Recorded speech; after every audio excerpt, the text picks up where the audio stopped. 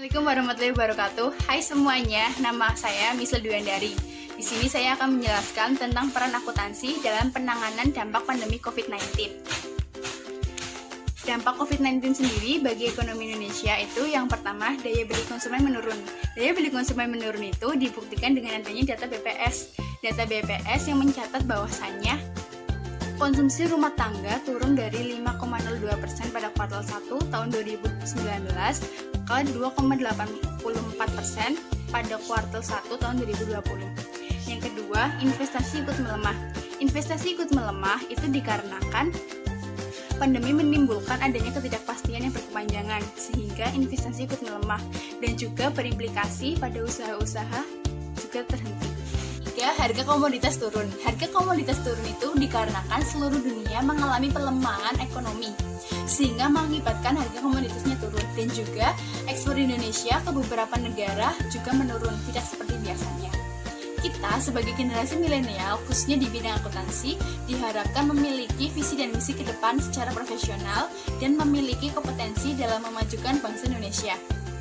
Kita juga sebagai generasi milenial, khususnya di bidang akuntansi, juga dapat memperdalam ilmu dan skill seperti membuat laporan keuangan. Yang kedua, menganalisa laporan keuangan. Yang ketiga juga mereview laporan keuangan. Tersebut memiliki banyak manfaat, diantaranya bisa menghindari adanya kesalahan atau kekeliruan dalam menghitung laporan keuangan. Nah, kita sebagai generasi milenial, khususnya di bidang akuntansi, harus bisa memperdalam ilmu kita dan kemampuan kita dalam membuat laporan keuangan, menganalisa laporan keuangan, dan juga mereview laporan keuangan. Nah, selain itu juga dapat menghindari adanya korupsi. Seperti yang kita ketahui, pada saat pandemi COVID-19 di Indonesia, ada Bapak Menteri yang melakukan korupsi. Nah, menteri apa sih itu? Nah, namanya adalah Menteri Sosial yang bernama Bapak Juliari Batubara. Beliau mengkorupsi dana sekitar 17 miliar. Hal tersebut membuat masyarakat Indonesia itu sedih dan merasa tidak menyangka dengan adanya perbuatan tersebut. Karena apa? Ya karena dana yang dikorupsi itu merupakan harta rakyat. Harta rakyatnya itu adalah untuk bantuan COVID-19. Dengan teganya Bapak itu memakan harta rakyat yang seharusnya untuk bantuan COVID-19 di Indonesia. Dan juga berperan mau menjadi analisis, penasehat atau advisor, mitra teknologi, dan juga peran baru di dunia usaha.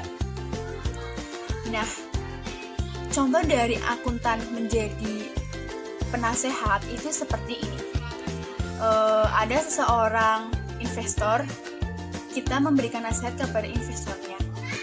Jika investor itu berani mengambil risiko pada saat COVID-19 seperti ini, nah beliau itu berani untuk membeli saham untuk jangka panjang. Setelah COVID diprediksi bisa meningkat, karena bisa dilihat dari retur yang didapat.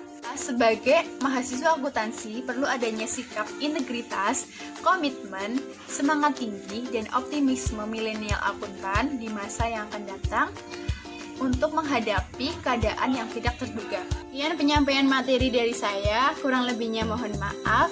Terima kasih. Wassalamualaikum warahmatullahi wabarakatuh.